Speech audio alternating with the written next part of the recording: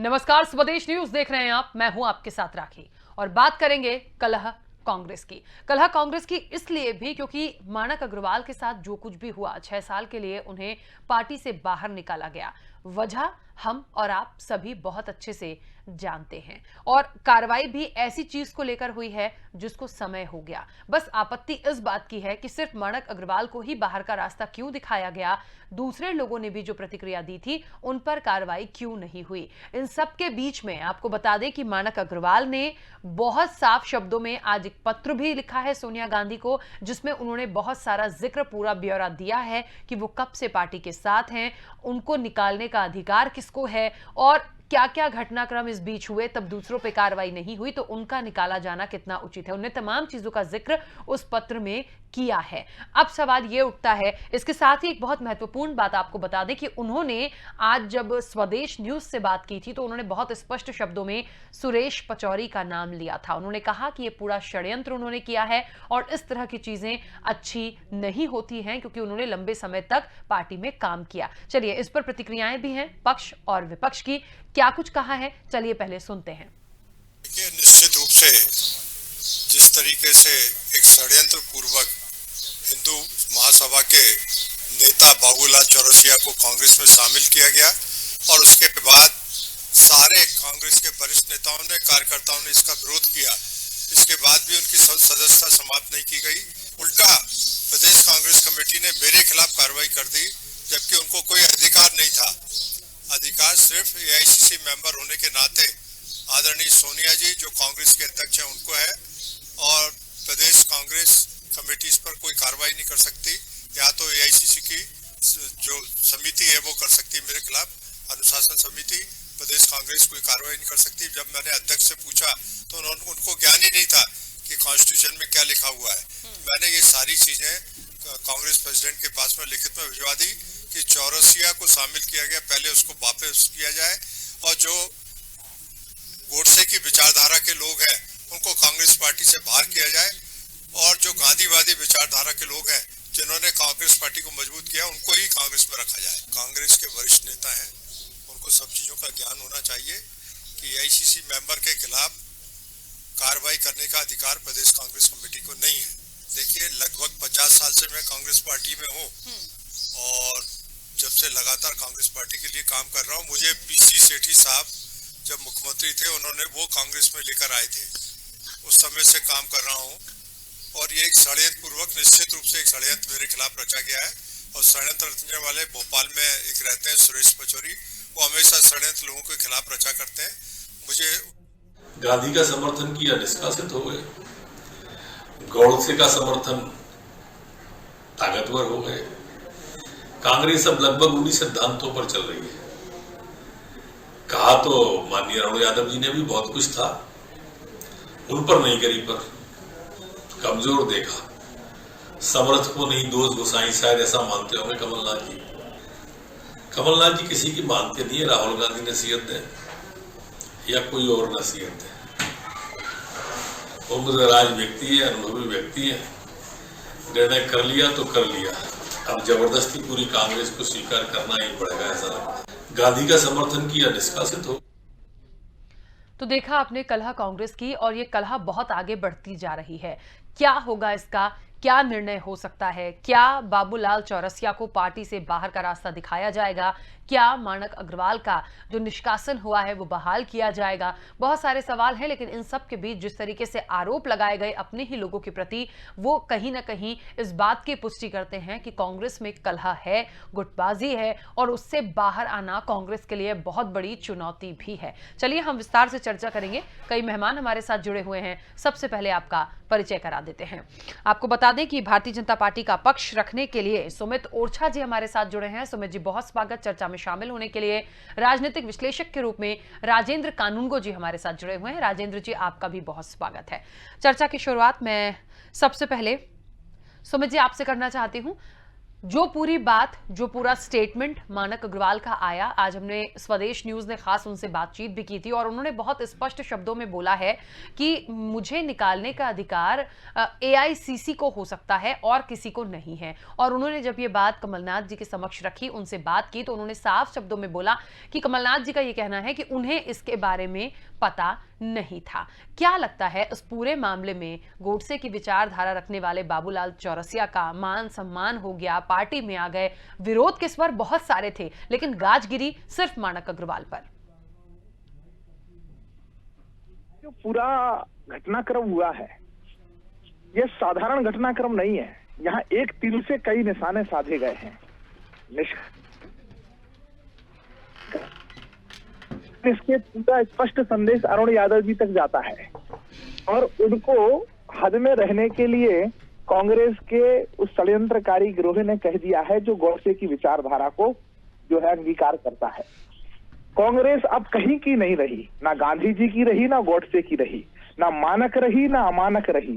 कांग्रेस जो हम कह रहे थे कि कांग्रेस इस देश से शने शने विलुप्त हो रही है, हम नहीं कर रहे हैं, ना हम करना चाहते हैं, लेकिन वह अपने कारनामों के कारण, अपने कुकर्मों के कारण वो स्वयं जनमानस के मन मस्तिष्क से कांग्रेस की जो मूल विचारधारा को सुधार करने वाले जो लोग हैं, जिन्होंने वर्षों 50-50 साल 60-60 साल कांग्रेस की विचारधारा को धारण किया है, ऐसे लोगों के मन से भी कांग्रेस समय समय समाप्त हो रही है। और इसका यह बहुत मानक अग्रवाल जी एआईसीसी के मेंबर हैं और उनके ऊपर कार्रवाई करने का अधिकार कांग्रेस को है, ये प्रदेश का जो है पीसीसी को है कि नहीं है, ये तो उनके संविधान का जो बहुत विस्तृत अध्ययन करने वाले लोग बताएंगे।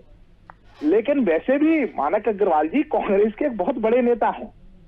जहां आंतरिक लोकतंत्र की बात करने वाली कांग्रेस कि हमारे यहाँ तो भाई बोलने की आजादी है, कल से परसों से कोई एक आदमी सामने नहीं आया जो अभी तक पैरोकारी करते थे, आंतरिक लोकतंत्र की दुहाई देकर के छाती पीटते थे, वो एक आदमी नहीं आया ठोकते हुए छाती कि हाँ हमारे आंतरिक लोकतंत्र है। तो मैंने कहा कि अब ना कांग्रेस अनुशासन की रही, ना आंतरिक लोकतंत्र की रही, ना मानक रही, ना अमानक रही, ना गांधी की रही, ना गोडसे की रही, ना सत्ता की रही, ना विपक्ष की रही। कांग्रेस इस देश से समाप्त होने अपने ही कुकर्मों के कारण बहुत तेजी से चली जा रही है। चलिए, लगातार जुड़े रहिएगा। और इस वक्त आपको बता दें कि राजेंद्र कानून को जी मैं आप ही के पास आऊंगी। क्या लगता है इस पूरे मामले में? मानक अग्रवाल को भी हमने सुना, उनसे बातचीत भी आज की थी, उनका दर्द भी सुना। बात ये समझ से परे है और बार बार जो सवाल आ रहा है कि दूसरों पर गाज नहीं गिरी, गाज इन्हीं पर गिरी, और वो साफ तौर पर ये बोल रहे हैं कि षड्यंत्र पूर्वक मेरे साथ ऐसा किया गया है। और उन्होंने मांग की है कि सबसे पहले तो चौरसिया को बाहर कीजिए। अब इनका निष्कासन बहाल होगा कि नहीं होगा, ये तो अब पत्र लिखा है, उसके बाद ही चीजें सामने आएगी। किस तरह से लेते हैं आप इस पूरे मामले को? देखिए, ये जो पूरा मानक अग्रवाल वाला मामला है, ये एक प्रकार से जो बाहरी तौर पर दिखाई देता है, ये कांग्रेस का अंदरूनी कलह और एक षड्यंत्र, इसको हम कह सकते हैं। मानक जी ने एक नाम भी लिया है सुरेश पचौरी जी का। जब चूंकि उन्होंने नाम लिया है तो हमको नाम लेने में कोई असुविधा नहीं है। सुरेश पचौरी जी का ये पूरा प्लानिंग है और एक षड्यंत्र के तहत मेरे को जो है बाहर किया है, जबकि बाहर करने का उनको अधिकार नहीं था। मुझे क्योंकि मैं एआईसीसी का मेंबर हूं, तो दिल्ली से ही मेरे लिए कोई आदेश निर्देश आ सकता था कि आपको इस मामले में ये कार्रवाई की जाती है, तो वो कार्रवाई उन पर न करके यहाँ की गई। और जैसा आपने अभी अपनी चर्चा में बताया कि उस कार्रवाई को गलत या सही सिद्ध करने के लिए कांग्रेस का कोई भी व्यक्ति सामने नहीं आया। इसको हम किस दृष्टि से देखें? अगर हम तुलनात्मक दृष्टि से देखते हैं दोनों पार्टियों में, भाजपा में और कांग्रेस में, तो कांग्रेस, ये माना जाता है कि कांग्रेस में ज़्यादा आंतरिक लोकतंत्र है और भाजपा एक अनुशासित पार्टी है जिसमें इतने अच्छे तरीके से अपनी बात स्पष्ट तौर पर कोई कर नहीं सकता। तो जब आंतरिक लोकतंत्र है और उस चीज को माणक अग्रवाल ने दर्शाया कि जो गांधी का हत्यारा है नाथूराम गोडसे, उसकी विचारधारा का व्यक्ति कांग्रेस में लिया जाता है, उसका यदि उन्होंने विरोध किया तो उनको उसका विरोध का ये खामियाजा भुगतना पड़ा कि उनको कांग्रेस से बाहर कर दिया गया। अब इस स्थिति में या तो ये माना जा सकता है कि कांग्रेस गोडसे की विचारधारा की तरफ जा रही है, या कांग्रेस गांधी को भुला रही है। दोनों में से क्या सही हो सकता है, ये जो निकाला है जिन्होंने, उन्होंने भी कोई इसके बारे में प्रेस कॉन्फ्रेंस करके या कोई बड़ा प्रेस नोट जारी करके कुछ नहीं कहा है कि किस कारण से, बस मात्र पार्टी के विरोध में जाने के मामले में के कारण अनुशासन समिति आपको जो है 6 वर्ष के लिए निष्कासित कर देती है। तो इसमें स्पष्ट रूप से मुझे जो नजर आता है वह एक षड्यंत्र नजर आता है, और इसके सिवा मुझे कोई चीज दूसरी नजर नहीं आ रही है। चलिए, उस पूरी चर्चा में कांग्रेस का पक्ष रखने के लिए दुर्गेश शर्मा जी हमारे साथ जुड़ गए। दुर्गेश जी, आपका भी बहुत स्वागत है। देखिए, तमाम प्रतिक्रियाओं से, बातों से और कल से अभी तक में चर्चाएं यही हो रही थी कि कांग्रेस से कोई बोलने को तैयार नहीं है। तो हमारी इस डिबेट में दुर्गेश जी जुड़ गए हैं और मुझे लगता है बहुत स्पष्ट कर पाएंगे। दुर्गेश जी, आज माणक अग्रवाल जी से बातचीत हुई, उन्होंने 2-3 बातें बहुत महत्वपूर्ण बोली। पहला तो उन्होंने ये बोला कि मैं एआईसीसी का मेंबर लंबे समय से कांग्रेस पार्टी में हूं, मुझे निकालने का अधिकार कमलनाथ जी को नहीं। दूसरी चीज उन्होंने ये भी बहुत स्पष्ट किया कि कमलनाथ जी से जब उन्होंने इस बारे में पूछा तो कमलनाथ जी ने ये कह दिया कि उन्हें पता नहीं था इस प्रोटोकॉल के बारे में। तीसरा, उन्होंने कहा कि पूरा षड्यंत्र उन्हें सुरेश पचौरी का ये लगता है और वो उनका ये सीधा सीधा मानना है कि बाबूलाल चौरसिया को बाहर करिए। उनके निष्कासन पे क्या होगा, उन्होंने कहा मैंने सोनिया जी को पत्र लिखा है, अब आगे उनका निर्णय जो होगा वो फिर उस पर बातचीत होगी। सवाल मेरा बस इतना सा है, उनको सुनने के बाद और तमाम प्रतिक्रियाओं को सुनने के बाद, भारतीय जनता पार्टी तो देखिए उनको एक मौका मिल गया बोलने के लिए, कोसने के लिए, तो वो बोलेंगे। नरोत्तम मिश्रा ने भी कहा कि कमलनाथ ऐसा ही करते हैं, वो किसी की सुनते नहीं हैं। बात इतनी सी है कि बाबूलाल चौरसिया के मामले में जो अनुशासनात्मक कार्रवाई माणक अग्रवाल के खिलाफ हुई, तो बयान तो अरुण यादव ने भी दिया था, प्रतिक्रियाएं तो बहुत आई थी, सिर्फ गाज इन पर क्यों गिरी? राखी जी, सबसे पहले तो मैं ये बता दूं कि ये ना मीडिया में कोई इस तरह की कांग्रेस की तरफ से कोई प्रतिक्रिया दी गई है, ना इस तरह की कोई बात है कि किस कारण से या कोई, क्योंकि ये अनुशासन समिति में लिया हुआ निर्णय है। अनुशासन समिति के पास शिकायत गई थी, शिकायत के आधार पर अनुशासन समिति जो निर्णय लिया है उसको संगठन प्रभारी महामंत्री ने एक पत्र के रूप में माणक अग्रवाल जी के पास सूचित कर दिया और वो मीडिया के पास भी सार्वजनिक किया। और मुझे एक आश्चर्य हो रहा है, मैं सुमित जी से भी पूछना चाहूँगा और आदरणीय राजनीतिक विश्लेषक महोदय भी बैठे हुए, इनसे भी जानना चाहूँगा कि आखिर ये गोडसे की विचारधारा है क्या? मेरी समझ से तो नहीं है। देश में 2 विचारधारा चलती हैं, एक सकारात्मक, एक नकारात्मक। इस धरा पे भी 2 ही विचारधारा चलती हैं। एक विचारधारा सकारात्मक है जो महात्मा गांधी की विचारधारा है, जिस पे हम चलते हैं, और मेरी नज़र में और जो प्रदेश में या देश में जो लोगों की जानकारी या समझ से है, दूसरी विचारधारा चलती है नागपुर से, जो नकारात्मक विचारधारा है। इसके अलावा ये गोडसे कौन है और ये गोडसे की विचारधारा क्या है, ये तो आज तक हिंदुस्तान में किसी को नहीं मालूम। गोडसे एक हत्यारा था, देश का प्रथम आतंकवादी था, जिसने एक विचार, एक सोच और एक हमारे राष्ट्र के निर्माता, राष्ट्र के पिता, राष्ट्र के एक पूरी धारा को खत्म करने के लिए हथियार के रूप में कुछ लोगों के माध्यम से काम किया। तो ऐसी सोच, विचारधारा दोनों भाइयों को यदि कुछ मालूम हो तो बताएं कि आखिर वो विचारधारा क्या है जिस पर चर्चा करना चाह रहे हैं। ये गोडसे कौन था और कौन सी विचारधारा पे चलता था, मेरी तो समझ में है ही नहीं। मेरे हिसाब से तो वो एक हत्यारा था, हत्यारे के ऊपर तो, ये हत्यारे की तो कोई विचारधारा होती नहीं। हाँ, गांधी जी की विचारधारा है, उनकी सोच है, जिस पर मैं चलता हूं, मेरी पार्टी चलती है और हम सब चलते हैं। उसी की बात को निकाला गया है और उसी पर इसीलिए ऑब्जेक्शंस आ रहे हैं कि फिर जब वो हत्यारे थे तो उन्हें कांग्रेस ने क्यों रखा? राखी जी, ये जो है कि किस बात पे निकाला गया है। मुझसे प्रश्न पूछा है तो मुझे उत्तर देने लगी क्या? हाँ, बता दीजिए आप अपना सुमित जी। जवाब दीजिएगा, लेकिन हम भी अपने सवाल लेते चलें दुर्गेश जी से। दुर्गेश जी, यदि ऐसा ही था, मानते हैं, आपकी बात से एग्री भी हैं, लेकिन फिर बाबूलाल चौरसिया को क्यों शामिल कर लिया? बातचीत कर लेते। और लोगों ने, देखिए, आप ही के पार्टी के लोगों ने विरोध किया, किसी दूसरे ने तो नहीं किया। राखी जी, बाबूलाल चौरसिया एक अलग सब्जेक्ट है और मानक अग्रवाल जी का जो निष्कासन है वो एक अलग मुद्दा है। क्या उनको इस वजह से निष्कासित नहीं मेरी किया गया? जानकारी में ये चीज नहीं है, मुझे अनुशासन समिति ने ये नहीं बताया, ना ये सार्वजनिक किसी तरह हुआ है कि उनको क्यों निकाला गया, या शायद मानक भाई को मालूम हो, वो उस पर अपनी प्रतिक्रिया दे सकते हैं। मैं उन्होंने प्रतिक्रिया दी दुर्गेश जी, जी, तो वो दे सकते हैं।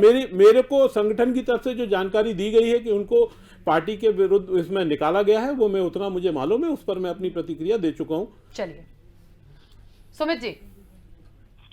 राखी जी, हमारे आदरणीय दुर्गेश जी से मुझे अपेक्षा नहीं थी कि वो ये प्रश्न करेंगे कि गॉडसे की विचारधारा क्या है।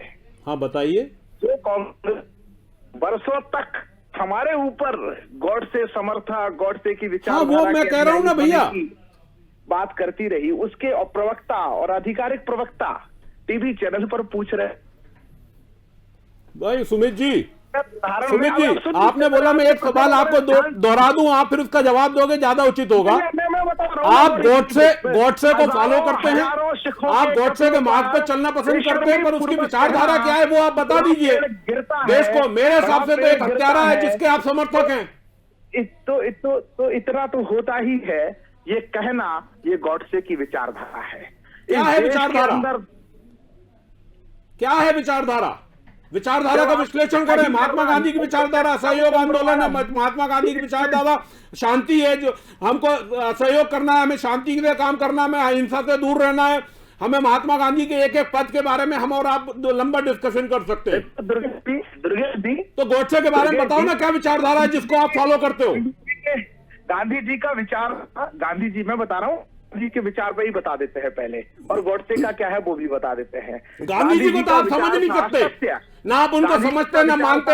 यदि मानते होते तो गॉडसे के पुजारी नहीं होते आप। हमेशा इस देश से झूठ बोला, इस देश से सच छुपाए रखा, हमेशा हर कितने मुद्दों पर बताऊं, रोज कांग्रेस के प्रवक्ता आज तक बोलते हैं इस देश में सुई नहीं बनती थी, हमारे चाचा ने आकर के सब कुछ बना दिया। ये झूठ है, ये गांधी जी की विचारधारा के खिलाफ है। इस देश के अंदर स्टील, इस देश के अंदर कपड़ा, इस देश के अंदर हैंडीक्राफ्ट, इस देश के अंदर जो है बुनकरी, क्या नहीं बनता था?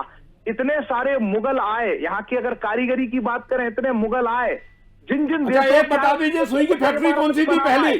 भारत के लोगों की भैया सुमित जी, सुई की फैक्ट्री कहाँ लगी हुई थी बता दीजिए, कहाँ लगी थी सुई की फैक्ट्री हिंदुस्तान में, बता दीजिए। बाकी चीजें बाद में बात कर लेंगे। हवाई जहाज बनाने की फैक्ट्री कहाँ थी? कहाँ की कंपनी है? सुन लीजिए, प्रश्न पूछा तो सुन लीजिए। किर्लोस्कर कहाँ की कंपनी है बताएंगे? अरे सुमित जी, किर्लोस्कर कंपनी अपना दिवस मना रही है,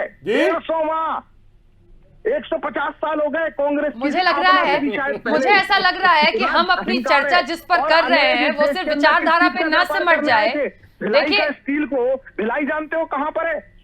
भिलाई स्टील को देखिए, सुई, हवाई जहाज, हिंदुस्तान की आजादी के बाद पंडित जवाहरलाल नेहरू द्वारा, मुझे लगता है स्पष्ट बात रखेंगे तो बहुत अच्छा हो। कितना झूठ, कितना असत्य। अब सुन लीजिए, अब मैंने कहा ना, आप सुन नहीं पाएंगे। अब गांधी जी का संदेश था सत्य, अहिंसा, लेकिन यहाँ पर तो देश में बोला गया कि पेड़ गिरता है, लोग हजारों सिखों के कत्लेआम पर, नरसंहार पर बेशर्मी पूर्ण बयान। ये गांधी जी की विचारधारा की कांग्रेस थी। थोड़ा कहने में शर्म आनी चाहिए कांग्रेस के लोगों को कि ऐसा कहने और ऐसा करने वाले लोग क्या गांधी जी के। गांधी जी का विचार था कि दूसरे की वस्तुओं को जो है आप है, लेकिन ये भी हमारा, वो भी हमारा, पूरे देश के साधन संसाधन हमारे खानदान के, एक खानदान का पूरा देश समझने की। चलिए सुमित जी, बीच में आपको रोक रही हूँ। देखिए, आज समय की सीमा है और हमारे कुछ मेहमान, क्योंकि हमने चर्चा जिस तरह से शुरू की थी, समय की सीमा है। इन्होंने सिरे से, राखी जी, इन्होंने सिरे से नकार दिया कि मानक अग्रवाल जी का जो निलंबन हुआ है वो बाबूलाल चौरसिया के समर्थन के कारण हुआ ही नहीं, के विरोध के कारण हुआ ही नहीं। वो कह रहे हैं उनके संज्ञान में नहीं है, उनको संगठन ने ऐसा नहीं बताया। आपको भी गलत बता दिया उन्होंने, तो सारे मीडिया संस्थान को गलत बता दिया उन्होंने। तो 2 दिन से जो पूरा विमर्श चल रहा है कि आज उन्होंने बाबूलाल चौरसिया जी के पार्टी में आने का विरोध किया और उन्हें निकाल। उन्होंने तो उस पूरे जो है प्रयोजन पर ही प्रश्न चिन्ह उठा दिए। चलिए प्रयोजन तो ठीक। आपका बनाया हुआ है ना भैया। चलिए देखिए समय की सीमा है। ठीक है सुमित जी, ठीक है सुमित जी, दुर्गेश जी कुछ बोलना है जल्दी से बोल लीजिए। सुमित जी अपनी जानकारी दुरुस्त कर रहे हैं। 1955 में भिलाई स्टील प्लांट का स्थापना हुई थी। भाई और कहाँ आप 1955 लगे हो? 1600 शताब्दी में अंग्रेजों से फिर स्टील का मैं देखिए व्यापार प्लांट पे बात नहीं करने ठीक दूंगी। है, हम अंग्रेजों मानक के अग्रवाल गुलाम पर हैं। तुमको तो अंग्रेज का ही दिखाई देगा, कांग्रेस की क्योंकि कलह पर अंग्रेजों की है। गुलामियत तुम्हारे जहन में बसी हुई है। सारा हिंदुस्तान अंग्रेजों ने बनाया, चलिए। अंग्रेजों के बनाए हुए हिंदुस्तान पे आप शासन कर रहे भारत ने हो और फिर भी आप सब बेचने पे तैयार हो। चलिए, अपने ठीक है। मालिक की बनाई हुई संपत्ति मान ठीक है लो, उसको तो राजेंद्र मत कानून बेचो। जी, जल्दी से अपनी बात रखिएगा। खानदान आपको ने लग देश रहा नहीं है ये बनाया। तमाम ये चीजें जो यहाँ रखी गई। सुमित जी ठीक है, मेरा प्रश्न हो जाने दीजिए, समय की सीमा है, उसके बाद खत्म करेंगे। राजेंद्र कानूनगो जी 2-3 बातें मैं आपसे जानना चाहती हूँ, क्योंकि मुझे लगता है बहुत आर्ग्यू करने की इस वक्त जरूरत नहीं है, क्योंकि समय की सीमा है।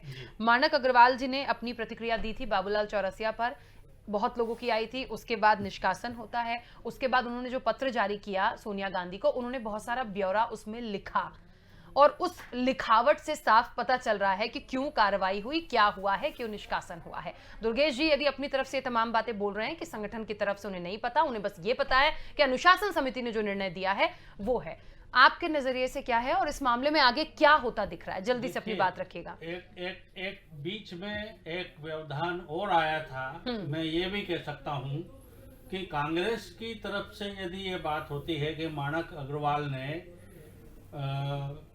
गोडसे जैसे हत्यारे के विरोध में बात करके कोई अपराध किया या अनुशासन भंग किया, तो भारतीय जनता पार्टी की सांसद ने भी इसी प्रकार की एक बात कही थी।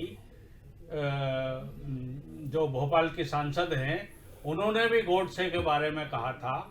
तो उस पर क्या बीजेपी का स्टैंड है?